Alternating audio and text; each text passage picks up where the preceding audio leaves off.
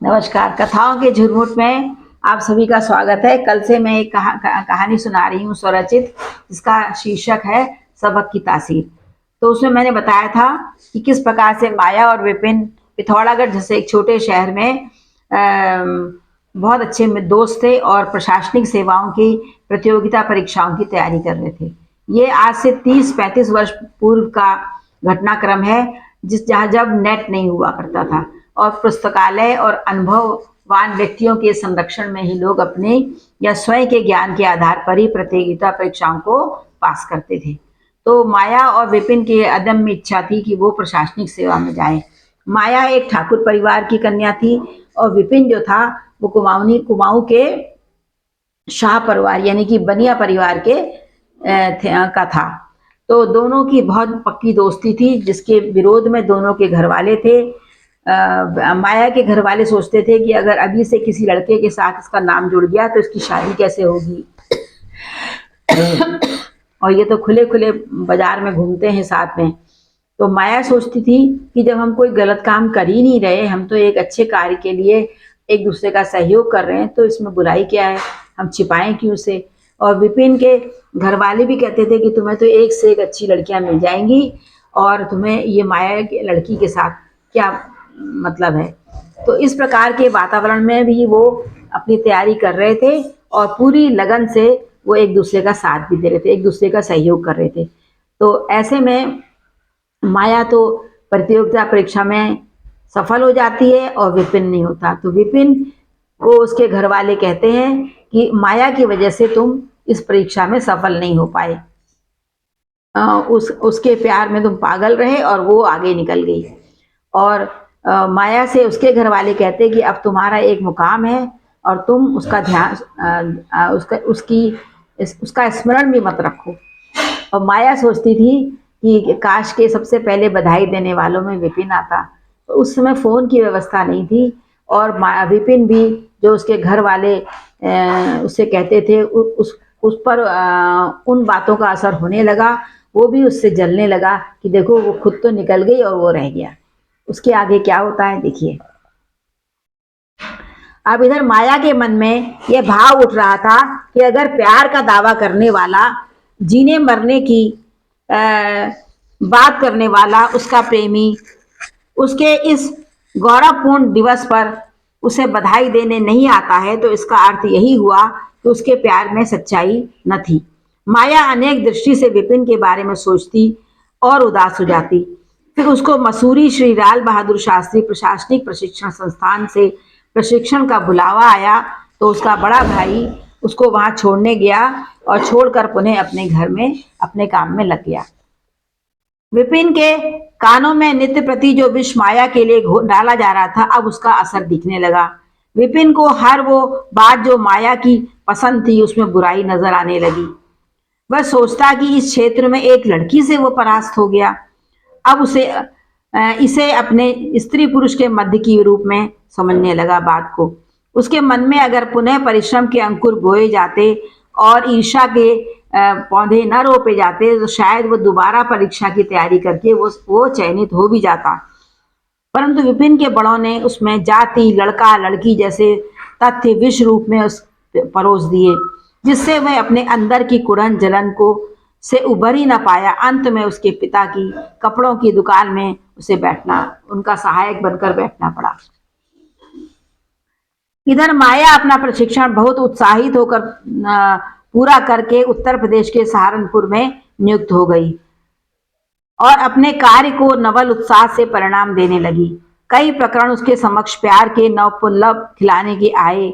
अब वो ऐसी स्थिति में थी कि कोई भी उससे विवाह करने को तैयार हो जाता। पर विपिन के व्यवहार ने उसे ऐसे सबक की तासीर से भर दिया कि वह प्रेम, प्यार, अनुराग जैसे अनुभवों से बचना चाहती थी। नई नई नौकरों की रेल पे चारों ओर आदर सम्मान का घेरा उसे बड़ा आनंददायक और गौरवपूर्ण लगता। वह अपने पूरे परिवार को इसके रंग दिखा चुकी थी। माता पिता तो अपनी बेटी को सुखी वैवाहिक रूप में देखने के इच्छुक थे। वो कुछ खुश जरूर थे, किंतु फिर भी चाहते कि लड़की शादी कर ले। उन्होंने उसे हर प्रकार से समझाने का प्रयास किया। आगे के एकाकी जीवन को संतापपूर्ण सिद्ध करने की कोशिश भी की, पर माया के अंतर्मन में अपने पूर्व प्रणय की असफलता के सबक की एक ऐसी तासीर संचित थी कि वह पुनः इस आग से बचना चाहती थी।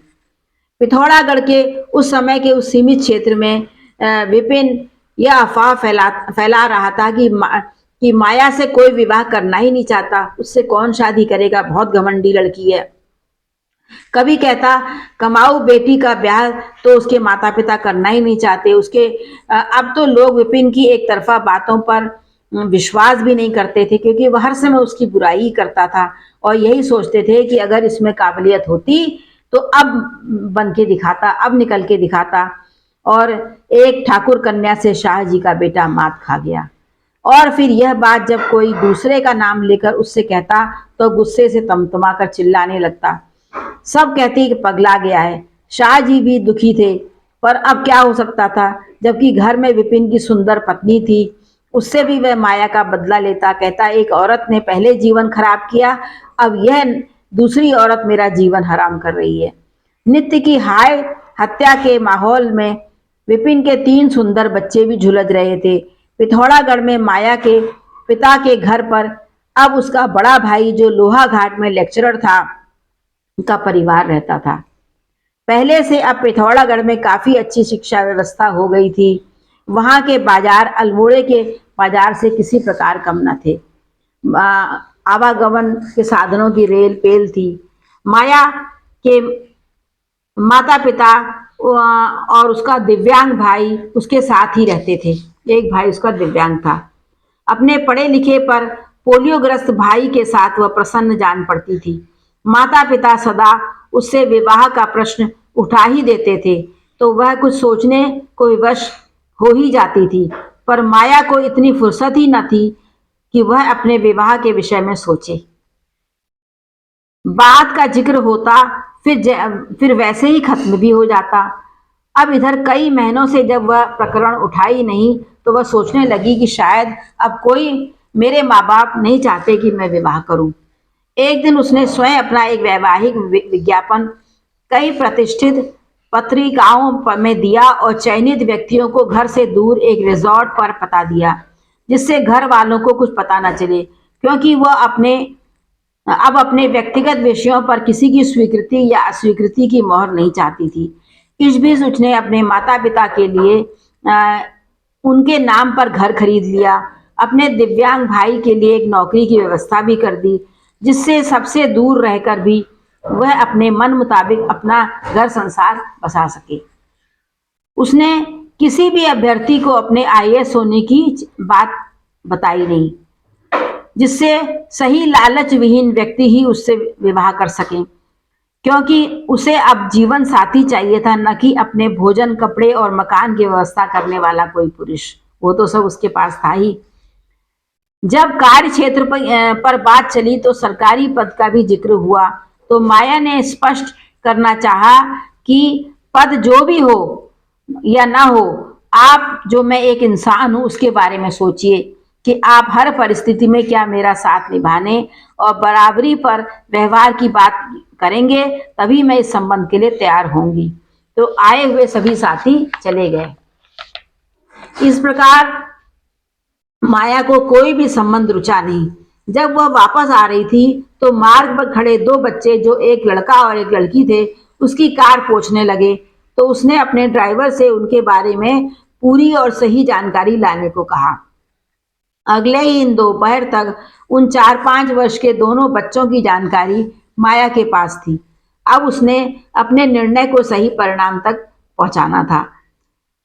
अगले ही हफ्ते उसने विधि विधान से उन दोनों अनाथ बच्चों को गोद ले लिया। इस प्रकार पिछले सबक की तासीर ने माया को एक नहीं वरन 2 अनाथ बच्चों का नाथ अर्थात मां बना दिया। आज पूरे 20 वर्ष बाद माया को अपने बच्चों की हर उपलब्धि पर गर्व था। दोनों बच्चे बहुत प्रतिभाशाली निकले। माया के परिवार वाले कहते रह गए कि उसने कब बच्चे गोद लिए, हमें पता ही कानो कान खबर ही न लगने दी। और इस प्रकार से माया ने एक पुराने प्रकरण से जो सबक लिया था उसकी तासीर से को एक ऐसा निर्णय दिया और कि 2 अनाथ बच्चे समाप्त हो गए। नमस्कार।